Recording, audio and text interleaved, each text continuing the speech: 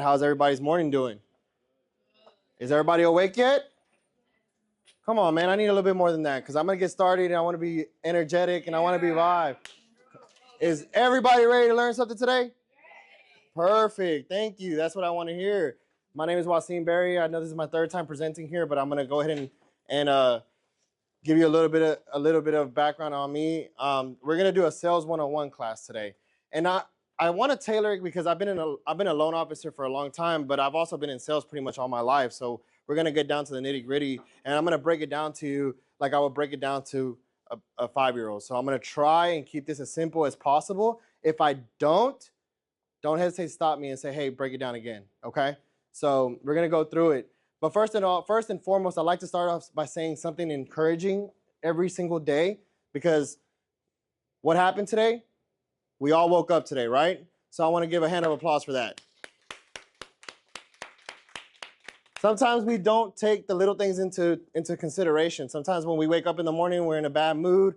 We're in, crisis mode. We have a closing that went awry. Something went wrong. Your husband didn't tell you good morning this morning and didn't give you a kiss, or your wife didn't tell you good morning this morning and didn't give you a kiss. So sometimes all that stuff gets into your mood, and then after that, the day just kind of falls down, right?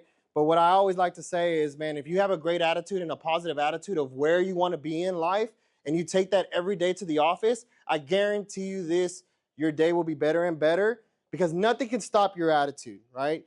Everything that you do is based on your mindset. So if your mindset's right, man, you're going to be 100% when you go to work, and you're going to be 100% when you do things, okay? So I want you to have that mentality when I talk about Sales 101, okay? Positive attitude means positive outcomes, all right?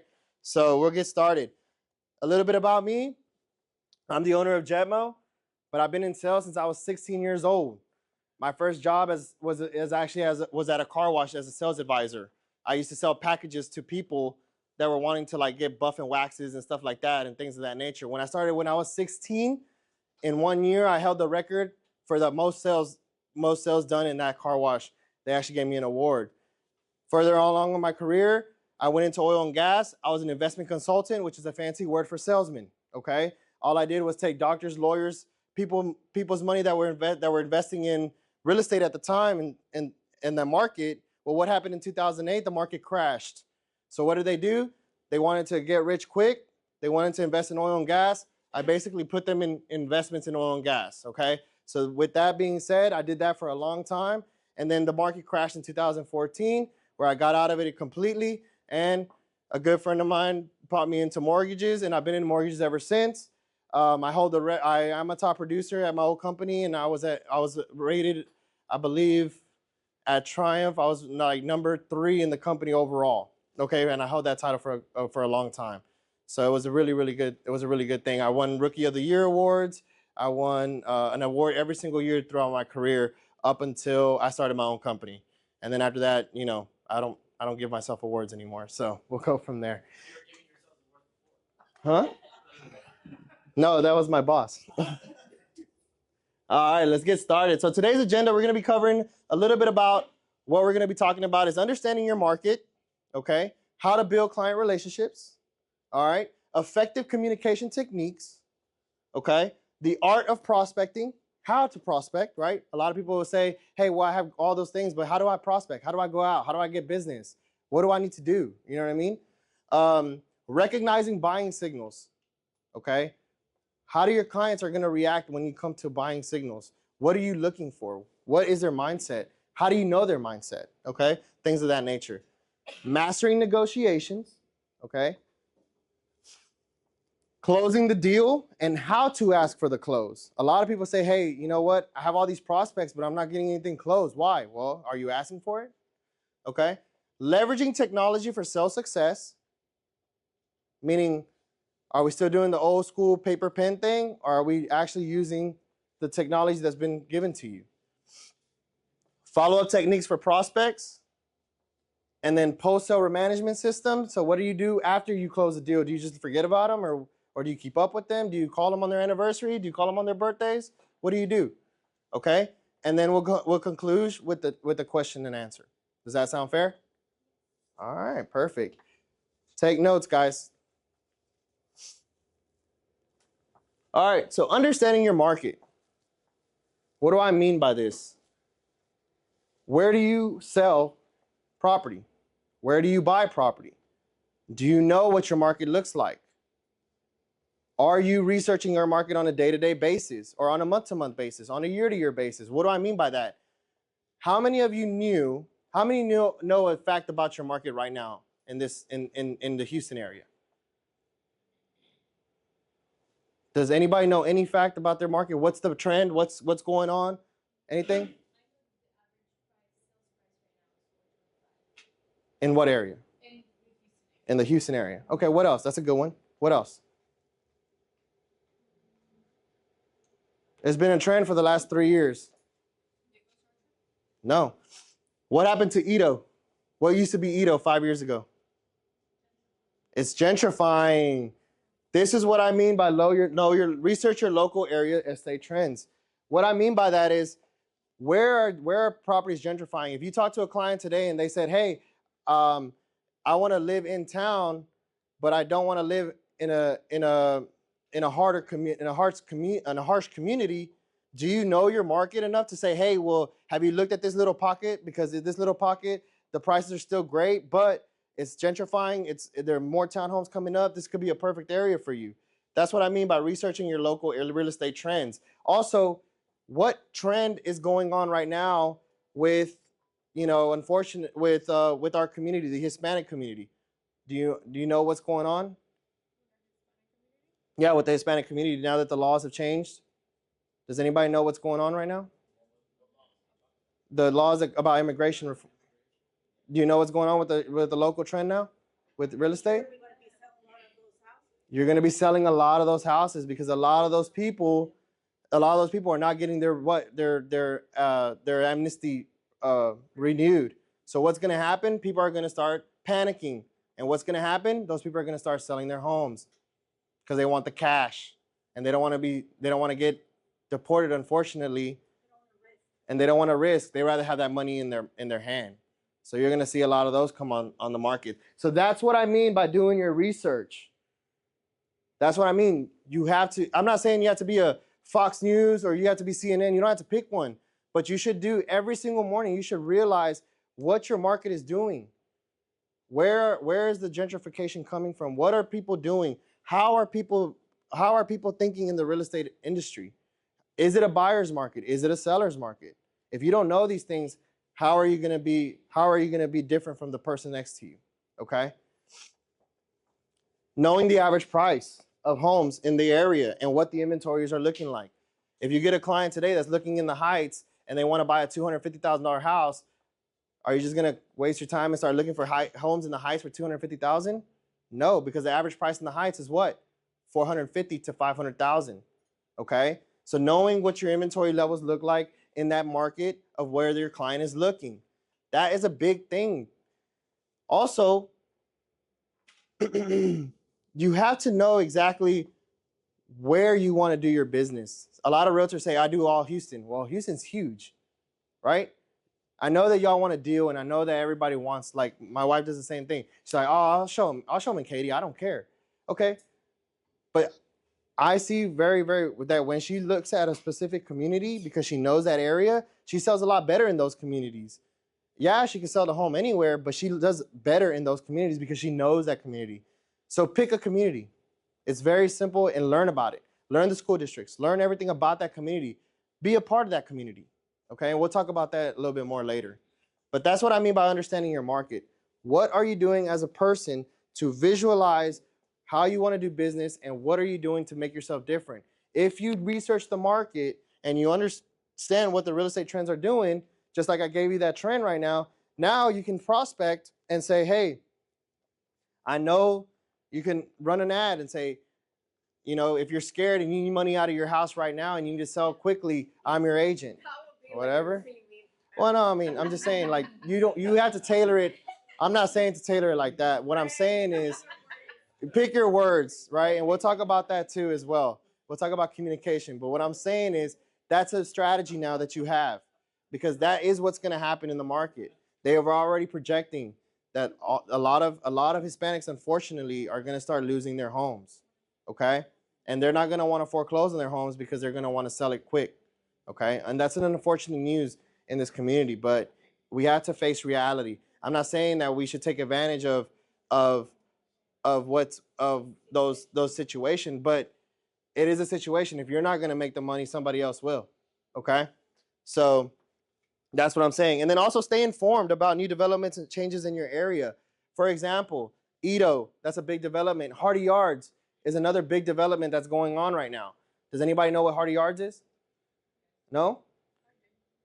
Yeah? Okay, Hardy Yards is a 77009 zip code. And they're rebuilding Hardy Yard. They're making brand new apartments. They're making shopping malls there and everything like that. It was a project that was on hold for a long time, and now the city has enough money to build it. It's going to be the next city center. That's what they're saying. Okay. Now Hardy Yard. Once Edo is done, they're going to move to Hardy Yards. Mm-hmm. Yeah.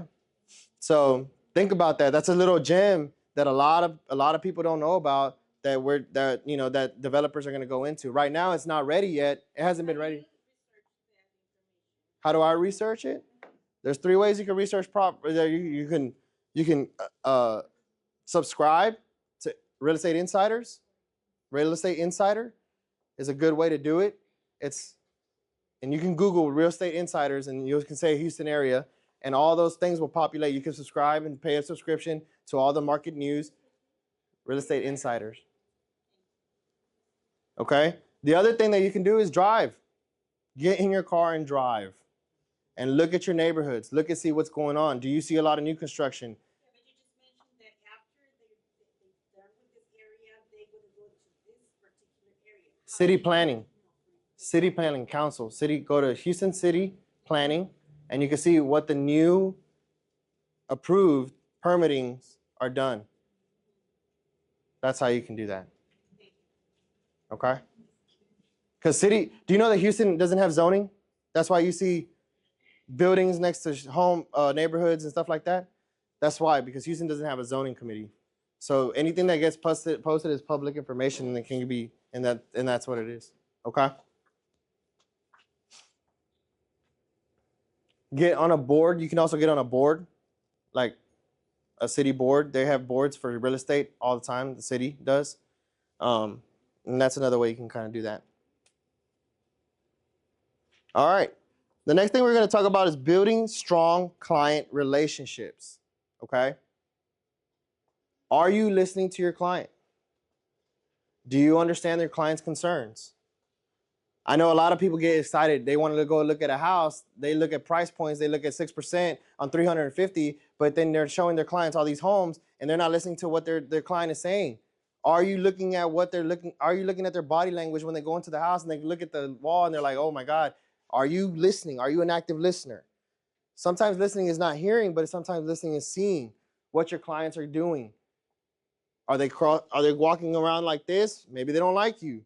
Maybe you should, trying different avenues of trying to break down that wall, right? Because sometimes the hardest thing for people to do is trust somebody with their finances, right? They're making the biggest purchase of their life. You have to find that rapport. You have to find that bridge. Because if you find that bridge, it'll make the transaction a lot smoother, okay? Sometimes we pressure sales because we want that deal. Hey, are you going to buy this home or not? But sometimes, man, they're not ready at that time. You have to kind of baby them. You have to nurse them. There's plenty of times where we get busy as professionals. We see home closes all the time. Some people will only buy 5 homes in their life. Sometimes they only buy 3 homes in their life. Sometimes they only buy 1 home their entire life. You have to understand your client and understand what their concerns are and why they're buying their home. Are they buying their home because they're having a baby? Are they buying their home because they didn't like their old previous neighborhood and they're trying to move to a safer neighborhood? What is their concerns? Okay? And that's how you're going to personalize to your client. Okay? Personalization is a big thing. I'll go over this in the next slide, but hey, I'm not a Dallas Cowboys fan. I'm a Texans fan.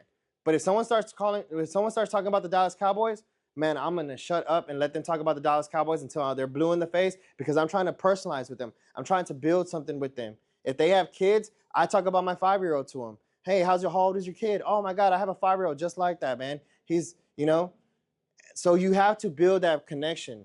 Sometimes as professionals, we want to keep things professional and everything, but there's a way to also be human. Human transaction is always a good thing. I learned that later in my career, not early in my career. In my early career, I was like, hey, look, man, this is what the price is. Do you want to do this or not? Let's go. I ain't got time to waste. Somebody told me, man, you're like a robot when you talk to me. And then I had to figure it out. I had to slow down. I had to think about what I was going to say before I said it, because sometimes people are not ready yet to make the decision, and you have to hold your horses so they can be ready later in the transaction. A sale is not done in one day. A sale is done in maybe 5 days, 10 days, 30 days, especially in this industry. Okay? So we always have to know exactly where your client is at, and the only way to do that is by personalization. Okay? Some clients going to be ready in 10 days. Some guys going to be ready in 6 months. And sometimes it takes 2 years. Okay? So keep that in mind whenever you're talking to your client, and ask the right questions. Hey, when are you planning on moving? What's your goals out of this transaction? Are you moving because your kids are now getting older and now you're trying to get out to the suburbs because there's better schools out there? Are you trying to go for that first investment property because you're trying to build your real estate portfolio? All those questions come into play when you're getting to know your client. Okay? And then follow up. This is where a lot of things get dumped. We have everything else could be great, but if you don't follow up, then you forget about your client, you might as well not even do the rest of the stuff. Because 99% of what happens is, if you don't follow up, you don't close. Somebody else is gonna follow up for you. Exactly. You could have done everything right. Hey, I showed them the house. I did my packet. I had all my paperwork ready, my business card. I made rapport with them. I know everything about them. I know about their dog. I know about their mom. I know about everybody else. But guess what? I didn't make the second phone call. And then you see them on Facebook posting, I just closed on my brand new home with their realtor. And you're like, what the hell? What happened? I thought you liked me. Well, you never called me back. You just went MIA on me. You showed me 3 houses, and then after that, you didn't do anything. Just left me hanging. Bye. Because they're not worried about your money. They're worried about their lives. You got to worry about your lives. You got to worry about your money. You got to worry about everything that you want to do. Follow up. Okay? And we'll talk about how you can implement good habits for follow-up in the later slides. Okay? Effective communication techniques. I already gave you an example of a bad communication technique. Don't use it. But here's some ideas of how you can effectively communicate with your clientele. Using clear and professional language, obviously. Highlight key selling points concisely.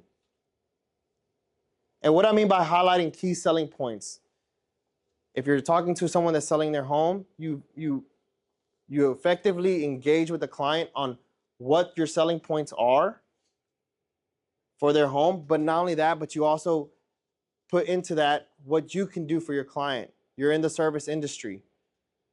You're selling something that's tangible, but you're also in the service industry. So you have to sell yourself. So when you make your points, you make your selling points on you and the product that you're selling, not just the product that you're selling. A lot of people misunderstand that. A lot of people say, yes, ma'am. Like on you. The reason why I want to sell your home is because this is what I offer this is what I bring to the table. This is what I'm different. Not just the data. I can give you the data all day long of saying, hey, this is the reason why you should sell your house. You're going to get 30%, you're going to get $30,000 in equity. This is a great community. This is the great time to sell, da, da, da, da, da. But what made you different? The reason why I'm different is because I've been doing real estate for the last 10 years. I'm a master negotiator. I know exactly the market that we're in, and I know exactly when the bubble is going to pop in this neighborhood. If you don't sell now, in 5 years from now, this area might not be the same way it is. Because the development around here, we're seeing a lot of gas stations come up. We're seeing a lot of things that are not building the community up. I know that because I did my market research. That's what makes me different from everybody else. That's my selling point. Okay? So doing your market research before you're meeting your client and then tailoring that to your selling point as an individual will help you make you different from everybody else. Not just doing analytics. Everybody can do a CDA. But did you do your research? That way you look different from the other person that comes in and says, hey, here's your CDA. Yeah, I can sell your house for $350. CMA, whatever. Where's CDA? Where did I get that from? CDs. Okay, I'm sorry. My lender and my lender side comes out sometimes. CMA. Baby, correct me, mi amor.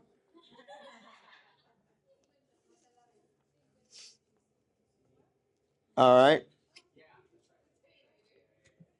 And then address objections with confidence and solutions. You're going to have objections. You're going to need rebuttals. What are some objections that you come across with the client? What's example? I want to wait. Interest rates are high. What else? What's a good one? What's another good one? It's not meant to be. Right. So how do you come up with those objections with confidence? Do you just say, okay, I understand, and then call me when you're ready? No? No, you don't. Hey, I don't think I'm ready to buy yet. Why? This is the perfect time to buy. Well, I'm not ready to buy because interest rates are too high. Okay. Well, where do you want interest rates to be? We don't control interest rates. I wish I did. But I don't control interest rates. The government does. Unless you have Donald Trump's phone number, like, this is the perfect time to buy. And use the research to show them why it's the right time to buy. Don't just tell them, show them. Hey, did you know that after election year, the prices of home usually go up 6% after every single election year? No, I didn't know that. Yeah, well, here's the chart. And here's a graph. I can show it to you. Well, interest rates are too high. They've been the highest they've ever been. That's true. Yes, you're right, Mr. Customer. But where do you live right now? Oh, you live in an apartment. Okay, you're paying 100% interest right now. Are you okay with that? Sometimes, if you address the objections and you have confidence and you bring them a solution, you're not hurting their feelings. You're just putting things into perspective. There's a lot of times where I've had a client and we're going back and forth about fees and interest rate and everything else, about everything that's gone wrong in their life. And I tell them, I said, hey, Linda, I'm sorry, but you know what? I'm trying to help you. I'm trying to show you the advantages of doing this and that and the other. But honestly, I'm thinking that we're not a right fit for each other because I'm trying to help you. But if we're not a right fit for each other, I don't want to put you in a predicament where you're going to be in a position where I don't want to damage our relationship because I want future business from you. These are the objections you have, and these are the solutions for your objections. But if we're not a good fit, trust me, it's okay. I'll sign off on it. I walk away from a deal. And guess what happens? You stay quiet, you stay calm, you stay collective, be patient, and they're going to be like, you know what? I thought about what you said. The facts are the facts. Then let's just move forward. Sometimes you have to take a step back and show them that you're confident and you're going to stand by your decision and you're helping your client because you are. Because if you show them that they're doing they're paying 100% they're paying 100% interest by renting. If you show them that, you know, the area that they're living in is going down and they need to move, otherwise they're going to lose money on their house, then now is the right time to sell. If you show them that prices of homes on average go up 5% a year in Houston or in Texas, and that if they wait, even if interest rates drop to 5%, but they're paying $30,000 more for a house, they need to save more down payment. Those are confident objections that you can overcome with your clients to say, hey, now is the time to move. And sometimes, yeah, it's going to come across as a little bit pushy, but that's why you know your client and you know how to talk to them, so you can kind of rephrase the way you're going to say things and tailor it to them, personalize it to them. So overcoming objections with confidence and solutions will also separate you from the other person that just says, okay, call me when you're ready. Because the other guy is going to be like, man, you know what, that person actually, you know, like she said some great points, or he said some great points. Maybe I am overthinking it. Maybe I should move forward. Maybe I should call him back tomorrow and then figure it out. Maybe I'll sleep on it tonight and then I'll call him back. Or they'll sleep on it, and then what do? You follow up. Hey, per our conversation yesterday, what's your thoughts? Not, are you ready? But what's your thoughts? Did you think about what I said? Maybe they'll come back to you at another day with more of a positive attitude. Maybe not. And maybe you got to follow up again, you know?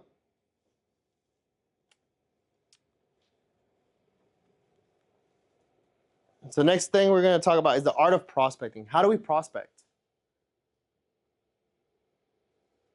Right? Well, there's a bunch of different ways to prospect, and all of them are not bad. You have to find the one that you like and that you're good at. I personally don't like door-to-door knocking. Never have. But I like calling people. I don't like social media. I don't run my social media. He does. Everything that I post on social media, it's either posted by him or by her. Never have I don't even know where to look on social media. I always tell her, like, babe, post this for me. Or hey, post this on the Jetmo website. Or do this or do that. Or someone will tag me. That's one aspect of my industry that I'm trying to learn how to adapt, to get to the better position. We're all learning, we're all humans. But we live in 2025, and social media is a big point, is a huge, and you actually are in an agency that I think is great at social media. So learn from her. Y'all, before I even met her, I told my wife, I was like, man, they're killing it on social media. Killing it. So use that to your advantage. Do the videos, come here, you know, get out of your comfort zone. Because the biggest thing is when you get on camera, or you get in front of a mic, or you get in front of people, or even a camera, you freeze. But practice makes perfect, and we're going to get better and better every single day. And if you just try and stay consistent, you will succeed. So social media is a big thing, and it will attract potential buyers. So yeah, so if you send tailored follow-up based on the client's interest, meaning what I mean by that, if you showed them a house and you find another house that looks similar to them, send them an email saying, hey, I found this house, we should probably go see it. You know what I mean? Don't stop working on other property. I mean, if they're sold on that one, then obviously stop. But what I'm saying is don't follow up. Send an email, send a text. Hey, I just want to check in with you. Hey, happy Friday. Sometimes it's just a matter of happy Friday. They text back, oh my God, I've been so busy. I'm so glad you texted me. Yeah, I'm ready to go ahead and go see that house that we wanted. You know? It's just simple. Happy Friday. That's it. Or happy hump day. Whatever. Social media engagement. Once you start working with a client and you're not getting anywhere with the client, start following them on social media. Start liking their posts. I'm not saying that everything doesn't have to be stalkerish, but hey, like their posts every now and then. Have fun at the game. Oh, I'm so glad you're having fun. Whatever, just small, something small. but you're still in their limelight. You're still in their vision. They haven't forgot about you. They're looking at you. Okay? Providing value.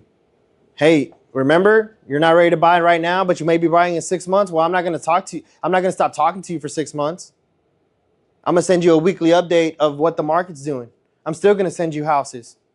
I just didn't forget about you and I just put it in my calendar to call you.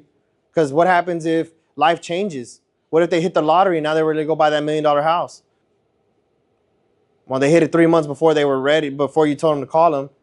But if you've been sending them a weekly email and staying in front of them, then they're more likely to call you.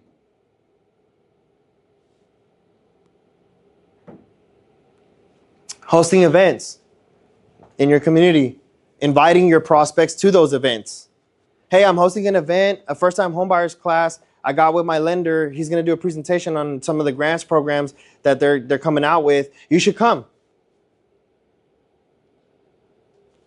Those are things that you should be doing. Hosting events, inviting your prospects. When you're doing an open house, invite your prospects that are looking for homes to that open house. Hey, I'm gonna be hosting an open house this weekend. Let me know if you want to come by. Free food, free drinks. If you're in the area, I know you're looking in this area. I'm gonna be hosting an open house there. Just come by. Just say hi to me. That's some of the things. The text messages, we already talked about that, sending the happy Fridays or whatever the case may be. Handwritten notes, you won't believe this, but handwritten notes still go far. Still go far. Okay? And what I mean by that, it's a personal touch and it makes you different. Not a lot of people do handwritten notes anymore. Right? When you write a thank you card, an actual handwritten thank you card, it goes a long way. I mean, if you have 150 clients, then maybe you want to look into maybe getting a company. But I think, if you're working on 1 to 5 clients a month, I think you can take some time and actually write a card out to them. I think it's more personable. But yes, there's companies that do that. Okay? And multiple touch points throughout the transaction. Just because you get this client into contract, you don't forget about them until closing. You touch with them. Make sure everything's going great. Make sure their lives are not going array. Because if their lives go array, guess what? They start thinking, man, I don't want to buy this house. Man, my life just went up in flames. Now I want to buy this house? No. From the time that you get to that client and you follow up with that prospect, everything should be hunky-dory, great, flowers, candies, chocolates. Let's go until you get to that closing table. After that, your house can go array, whatever case, all the life goes back. But until then, you're in a happy moment because you're buying your dream house. And that's all you need to be worried about. So how do you do that? Multiple touch points. Don't forget about your client throughout the transaction. Multiple touch points. Touch on touch on touch. Hey, how are you? Checking in. I know we're still waiting on appraisal, but I just want to let you know, thinking about you. Just want to touch in, see how you're doing. How's the kids? Did y'all do anything for Super Bowl? Yeah? Cool. All right. Because that window of appraisal, that's the longest wait that you're going to have in the transaction history. Right? All right. Understanding what signals means. Does everybody understand what signal means? Does everybody understand what verbal signal means and nonverbal signals mean? If I cross my arms like this, am I engaged with you? Okay. No, right? Eye contact, big thing, is a nonverbal way of communicating. Right? Crossing your legs towards someone rather than away from someone. It's a nonverbal way of saying are they interested or not. If they're talking to you and they're like this, they're trying to focus. Those are all nonverbal ways of signs. Okay? But here's some nonverbal ways and verbal ways when it comes down to real estate.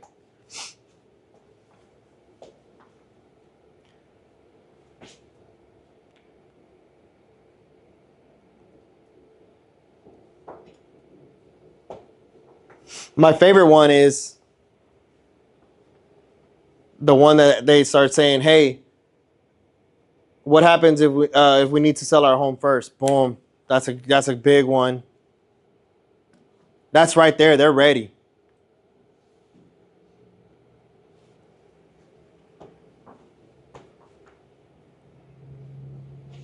Another one is a good one is, and when they say, "Hey, what's the payment look like on this house?" That's a buying.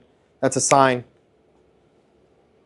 Or when they're anything about financing questions, that's a sign that they're thinking very hardly about making an offer. You just have to push them. Okay.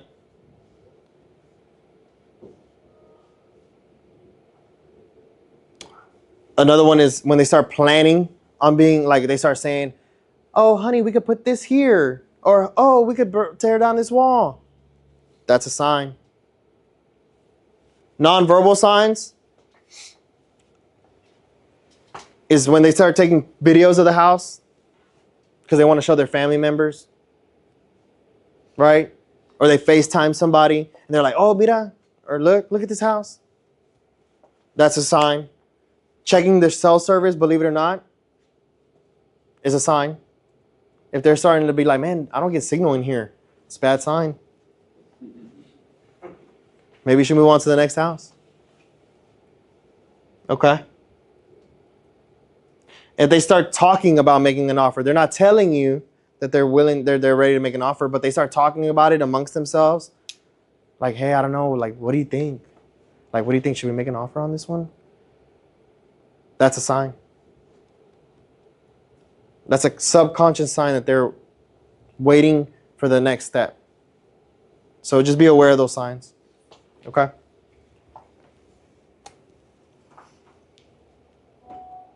And this is a good one right here. Mastering negotiations. Okay? Understand where your client's motivations to win the deal. Are they worried about price? Are they worried about cash to close? Maybe they're worried about both. Maybe they're looking at homes that are out of their budget, out of their range. Okay? So understanding where your client is financially so you can master the negotiations when you go and you negotiate for your client. If your client's payment watchy, then you're going to negotiate purchase price, right? Because the lower the lower the price of the house, the lower their payment is. Okay? If they're worried about bringing money to the table because now they're looking at a $30,000 more home and they're worried about their down payment, then you're not going to negotiate the price of the house because at that point it doesn't matter. Get them seller concessions.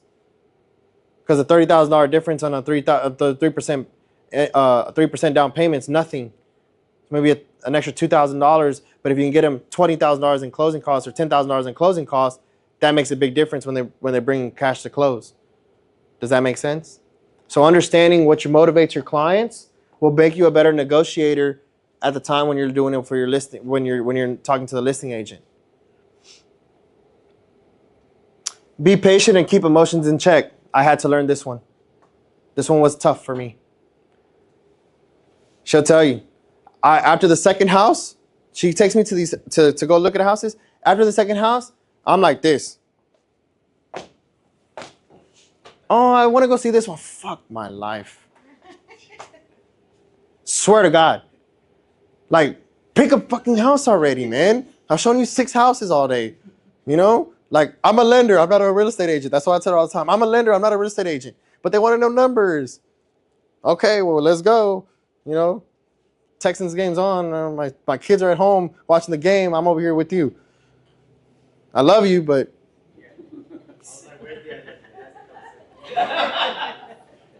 you know. So be patient. Patience a virtue, one that I don't have, but one that you can learn to have because I've learned it. So if I can learn it, you can learn it. And be patient with who you're negotiating with. Don't jump the gun, right? Just because you don't hear back from that listing agent because you submitted an offer, follow up with them, but don't be like, where's my answer? My clients are waiting. Be patient. Be confident, right? Other way around works too, like, right? They'll send you that message and say, hey, I sent you a counter. Okay, I'm gonna let you sit on it for a little bit. In the Art of Sales, in the art of the deal, it's a book by Donald Trump. One of the sales techniques in that book is you pick up the phone and you're talking and you're negotiating, and when you say what you need to say, you stay quiet. Or when you say your price, you stay quiet. The next person that talks loses. The number one biggest problem for people is silence. No one likes silence, especially when you're dealing in a business deal, because then they start subconsciously they're doubting themselves. What did I say wrong? Why isn't he not talking? What's going on? So use that to your advantage when in the art of a deal. Okay. Other thing is, using the data to negotiate can help you. What do I mean by that? If you know that the house is overpriced, don't just tell this listing agent, hey, the house is overpriced, you know it and I know it. You're going to piss them off. Hey, I know that you're trying to do what's best for your client. I know that you're trying to listen to your client. I know that your client's probably adamant about this price, but let me help you do some research. Here's some research that I did on this particular home. I don't think it's going to appraise. Do you mind showing this to your sellers? That's going to help you. Rather than saying, it's not going to appraise, right? Like, we all know that this house is way overpriced. You need to tell your sellers, come on. You don't know what kind of position they've been put in. But if you come at it with the right attitude and say, hey, man, after doing some research, I wanted to come in at full asking, but after doing some research, I don't see where the comps are. Can you show me something different? Put it back on them. That helps you. Because if they have egg in their face and they say, yeah, you're right, well, shit, I'm going to start sending you, well, this is what I think is fair. Rather than being direct and saying, it's not going to comp. I ran the CMA. Like, what are you thinking when you listed? What are you thinking when you told your seller that you're going to get this for your house? Boom, you're already in a war. Shots fired. Right? Negotiate with the pen, not with the sword. Okay? Know when to compromise and know when to stand firm. This is a very hard one because egos come into play in this one. Right? You're in a bidding war, you're going back and forth with the listing agent, and all of a sudden, a $200 option fee becomes the make or break on the deal, and you're like fighting for it because you know what? I just want to piss her off because she pissed me off. And now you're like in a tug of war with the listing agent for $200 or for an appraisal or for a survey. Come on. Know when to compromise and know when to stand firm. Right now, the big one is what? What's the biggest change right now? Commissions, right? Now you don't have to now it's not standard for you to get that 3% anymore. Know when to compromise and know when to stand firm. Hey, I'm giving you asking. We're gonna lower our time for option period.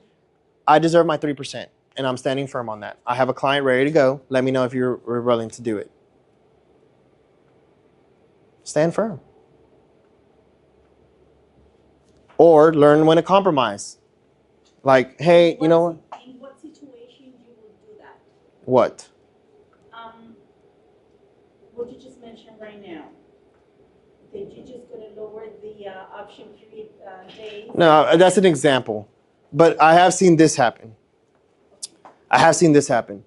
Hey, my client's really interested in this particular home, but I see that you're offering 2 rabbits or whatever they call it now, or 2 plums or 2 raspberries or whatever. But my client is between this one and 3 other ones. Do you know that it's between this one and 3 other ones? Is this all you're gonna give me is the 2 rabbits? I'm looking for 3. I'm coming in, this is what my verbal offer is, but I want my 3 rabbits or whatever. You're expecting listing agent, what can the listing agent do? Go to the seller. Go to the seller. Hey, I have a offers coming in at full asking, but the buyer's agent wants 3%. Are you willing to budge? There's between you and 3 other homes. Do you want to sell your home or not? Put it on them. Yeah, but on the other side, here I am thinking that the buyer wants to buy, and you have, as an agent, you have to submit the offer the way it is, even though you know you're going to. You did. You submitted a verbal offer. You're getting. You submitted a verbal offer. Did you not submit the offer? Here's the verb. Here's what's my clients willing to do. They're willing to do asking, this, that, and the other, but I want my 3 rabbits. You submitted. Did you do your due diligence for your client? You submitted a verbal offer. If they say, no, I'm not going to give it to you, learn when to compromise and learn when to stand firm. Then you go back to your buyer. You can go back to your buyer and say, hey, they're not willing to give me my 3 rabbits. Are you going to give me my 1 rabbit? If not, then learn when to stand firm and learn when to compromise. Hey, is it really worth? I've spent 30 days with this client showing him 10, 15 houses. I'm going to take my 2 rabbits and move on with my life. Or I've only shown them 1 house this week. I only shown them 1 house. Maybe I'll find another house. Or that's when you learn your client. What is your client wanting? Are they wanting to move quickly? Well, let's get them done. Maybe they'll give you a referral. Knowing your client is a big part of that. You know what I'm saying? But compromise, know when to compromise and know when to stand firm. Are you really going to lose a deal over a $500 survey? But the real estate agent pissed you off, so now you're just trying to bully the deal because you want to, you know what I mean? No, you compromise. Hey, you know what? I'll pay for the fucking survey. Let's go. The client's not willing to do it. The seller's not willing to do it. Hey, compromise. Hey, you know what? I'll just do it. Hey, my gift to you. I'll pay for your survey. Let's go. Let's keep the transaction moving. There are so many times as a lender that I will eat fees just to get the deal closed because you know what? It doesn't matter to me. My strength is in volume. If you have the same mindset, you're going to get another deal. You should, you know what I mean? We'll talk about systems here in a little bit, but get the transaction flowing. If you learn to compromise, but you're closing 10 transactions and you gave up $500, what are you worried about? There's one you, and there's multiple clients. You have to learn to stay efficient. By learning how to compromise and learning when to stand firm, you're staying efficient, right? If is 1%, when you've been dealing with this client for 3 months, is 1% going to kill you? No, because what is your return of a time? You spent 3 months with this client, you're making $9,000. Well, you spent 3 months, you're making $3,000 a month. Is that worth your time? No. I'll take it and go. Let's go. Let's get the transaction done. I don't want to waste more time with you. You don't tell that to the client, but you look at it in that aspect. You spent 3 months with this client. You're making $9,000 off the transaction. You made $3,000 a month. Could have done that working at a 9 to 5, right? So what is your time worth? That's how you know when to compromise or when to stand firm. You know what I mean? We have that discussion all the time. For example, with this property that we just did, she was like, man, you know what? I made 30. I tell her, get a number in your mind, stick with it. And she's all like, now she's like, we could have made 42,000, babe. Man, 42,000. We made 30 grand in a week. Go, let's go. Move on to the next one. Don't get greedy. Because what happens? We're gonna put it back on the market. Then all of a sudden everything's gonna go to shit, and then all of a sudden we're gonna be sitting there for 4 months, and now instead of making $32,000, we made $11,000 per month. Instead of making $32,000 in 1 week, we made $11,000 per month, and because we sat on this property for 3 months. You have to know your time. What is your time worth? You see what I'm saying? All right, closing the deal. Right? This is a big thing. A lot of people can learn how to prospect. A lot of people can be good at it. A lot of people can do great at social media. A lot of people can do everything that they're great. They're great at it. I got 27 clients that I'm working on. Cool. How much you closing? Oh, you're closing 1? Why? Oh, because these people are still looking and these people are still doing this and these people are, they're thinking about this and they're thinking about that. Close them. I even do it with my loan officers. Hey, how many you closing this month? Man, I'm closing 3, but I got like 6 apps. Okay, well, close them. Close them. I love when it's a synchronized method, because if she can't close them, I come in and I close them. Hey, man, rates are going up. Your payment's going to jump like an extra $100, or, like rates are going up. We need to find you a house quickly. Did you talk to Iris? No. Yeah, I think she has a couple properties that she wants to send to you. You should probably talk to her because, right now your rates are going up. Do they know that? No. But you use those little tactics to say, because you don't know what's going to happen. Are you an economic guru? Because I know if I was, I wouldn't be doing this. I'll be trading millions of dollars right now. I'll be on a yacht. I'll be calling and saying, I'm about to buy like $50,000 worth of fucking Bitcoin, and I'm gonna sell it in 3 minutes and make 65,000. I would be moving money all day long, but I don't know what the market's gonna do. But you can give your opinion on what you think the market's gonna do. People do it all day long, and they're wrong. What do? Oh, I was wrong. Yeah, because you're not an economic guru. There's nothing wrong with that. That's how people get rich. They give their opinion. Their opinion's wrong. They redact their statement, or they change their opinion. Right? People do it every day. You're not lying. You're just giving your opinion. Hey, my opinion is rates are going to go up. Or, hey, I believe that this house is not going to sit on the market for too long. I think we should make a strong offer. Let's get them closed. If your client wants to see 50 houses because she likes seeing houses, hey, do you want to become a realtor? I think you'd be great at it. I'll hire you. But let's get you in the house first. We do it. She would tell you, I've gone to so many houses. I'm like, babe, hire her, babe. Just hire her, babe. Like, hire her, her husband, and her son, everybody. Just put them on payroll. I'm tired of looking at houses. Ask for the close. Sometimes I'll go in there and ask for it. Hey, so y'all ready? Y'all ready to buy? Yeah, we're just thinking about it. Okay, cool. What didn't you like about the last house? Or the last one before that? And she's over there, shut up. Because they got to get him going. And sometimes it works. And sometimes I got to go back and be like, I'm sorry. Or we play devil's advocate. She's the nice one. I'm the one that's like, hey, we got to hurry up. Let's go. So just know when to ask for the close. How do you ask for the close? Recognize the buying signals, right? If they're talking about making offers and da-da-da. Summarize key benefits and address any last concerns. Hey, I know you had a concern about this one, but let me just go ahead and tell you why I think this is still a good deal, right? And ensure a smooth closing process. I'm almost done.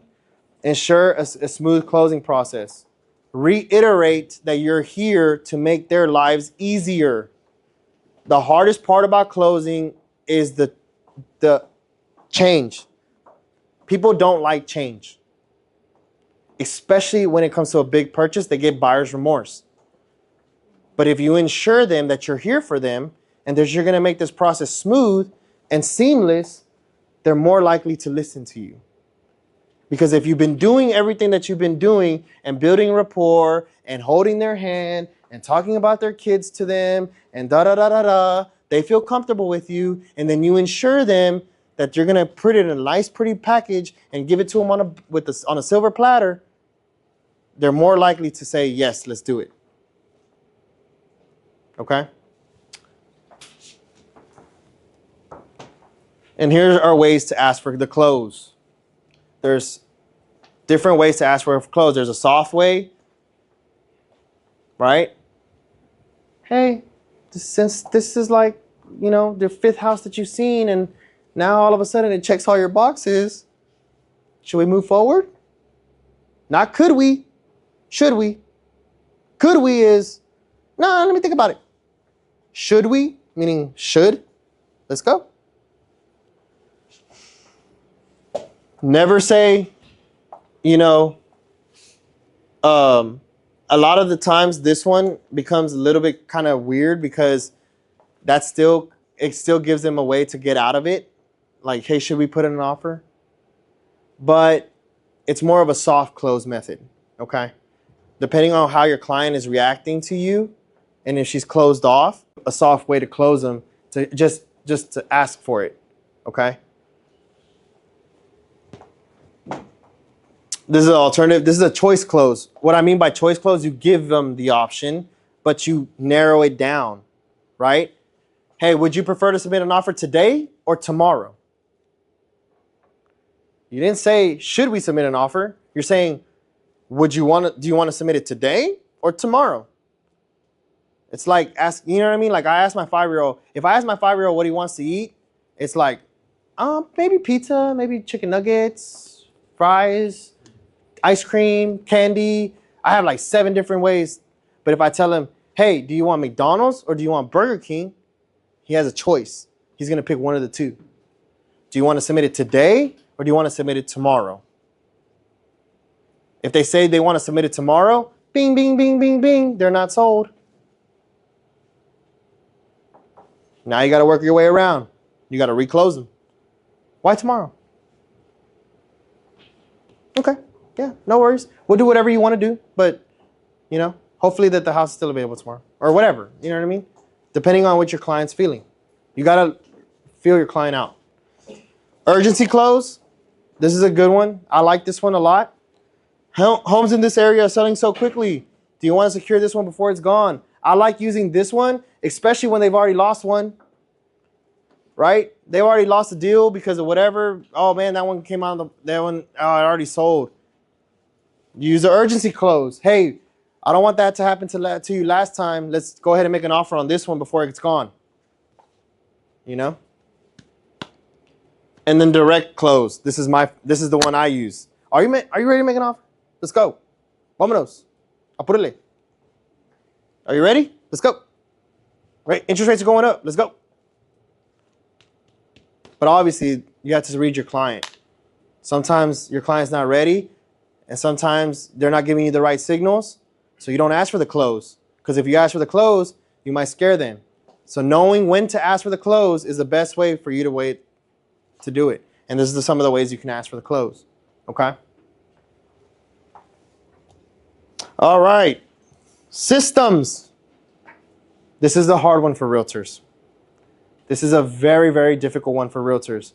And I've seen very good realtors die because they don't have systems in place. Okay? And I've seen mediocre realtors become huge because they found a system that they like and they're able to use it. Because all the tools that I give you are great, but if you don't implement it and you don't have an organization team and you don't have a way to do it, then you're not going to be successful. Systems are very, very important when it comes down to real estate. Okay? Leveraging a CRM system. Does everybody know what a CRM system is? What does CRM stand for? Client Relationship Manager. You are a one-man show. If you are a one-man show, you are going to get overwhelmed because you're playing too many hats. You're putting on too many hats. You're putting on the showing hat, the listing hat, the picture hat, talking to the client hat, calling the old leads hat, everything. Well, back in the day, that's why real estate agents had so many assistants and this and big teams and da-da-da-da-da-da. Now you got people with one-man shops using a CRM system, using ChatGPT, using everything else to make their lives simple. You have to adapt with technology, and this is the way you do it. If you use a CRM system, one is provided to you here for free. Take advantage of it. It's there. Use it. Upload your database. Set up your drip campaigns. Set up your emailing marketing. Set up your text messages. Set up your calendar reminders. set up your anniversary, set up your birthday, set up everything in the system so that way whenever you come into the office, you know exactly what you need to do from the minute that you sit down on your desk to the minute you get up from lunch. Everything is planned out for you day to day. Okay? You should be in the office from 8 a.m. till noon. From 8 a.m. to noon, you should be working on paperwork, prospecting, calling clients, the whole 9 yards. From noon, you should be showing homes. Those lunch people that go out for lunch that are right there by their jobs, you should be trying to go to show them houses. From 3 to 6, back in the office, making calls. Doing what you need to be doing. Emailing, prospecting, or if you're after lunch, go door-to-door knocking, dropping off flyers, dropping off business cards, meeting networking people, meeting people, doing what you need to do. But you need to be out and about. In the office, you're here to make phone calls, to do what you need to do on the day-to-day, but your job is to be out. That's why real estate agents don't lease cars, because they got to put miles on their cars. They got to go out there and put their face. Face, face, face, face. The more people that know you, the more people you're going to get in touch with, the more people you're going to close.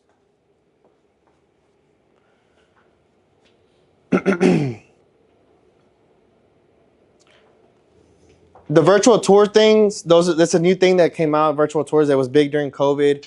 It's not really so big anymore. But what I'm saying is they're telling you to adapt to technology is what it means. But y'all, and online listings, it was a big thing during COVID. Leverage emailing, marketing, and automation tools. Drip campaigns. Does everybody know what a drip campaign is?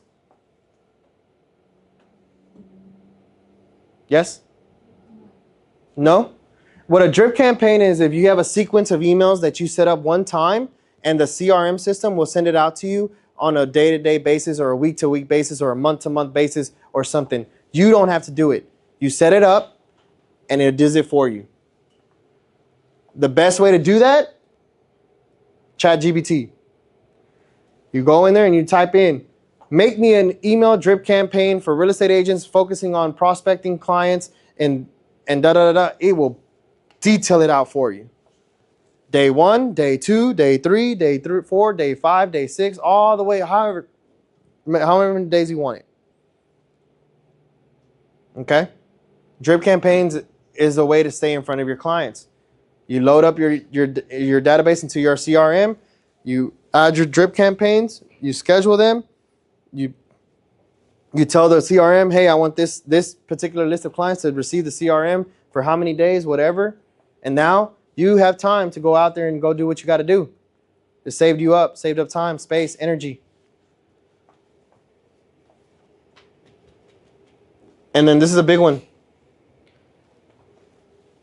I like that one because as we get older, we become more and more comfortable with what we're used to.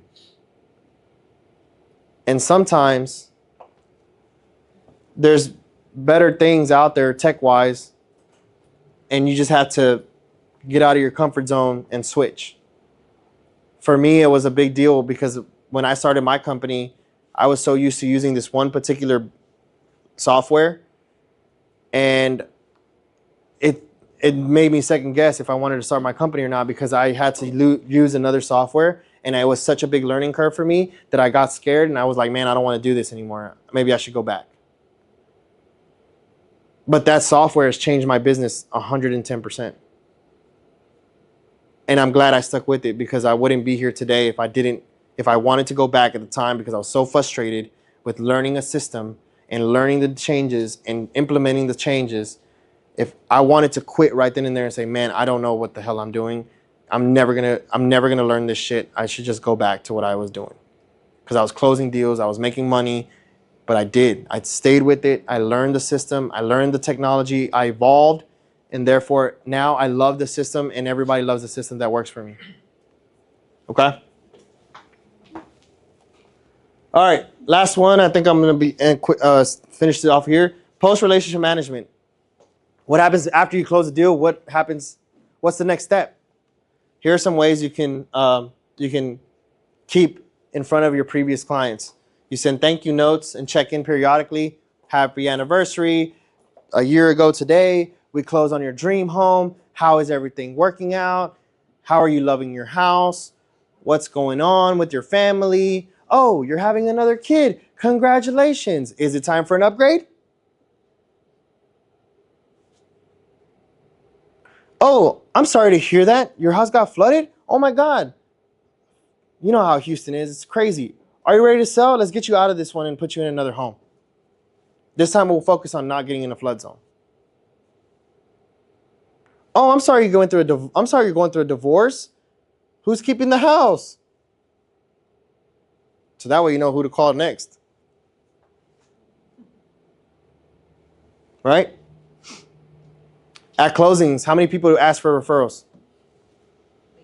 You? That's good. Everything I do is referral. Yeah. That's a big one that that people are scared. Oh, congratulations. So happy. Let me take a picture. They never ask for the referral. Hey, do you know anybody else is buying a house? What? Does anybody really work on their Google reviews and stuff like that? You really push for something. It's big. It's huge. Google reviews are the biggest thing because people nowadays will go to Google and search up their reviews or before they even do anything else, before they even contact you. So Google reviews are big. That's one thing that I learned from actually him was because I didn't care. I just wanted to close the deal and move on. And now I'm big on reviews. I'm big on asking for a review. I'm big on asking for a referral, stuff like that. And if you do those things, you build a long-term relationship and you have repeat business. That's how these agents that say, man, I'm referral based is because they built a long-term relationship and they've actually done all this stuff. Okay. But it's not just pick and choose what you want to do.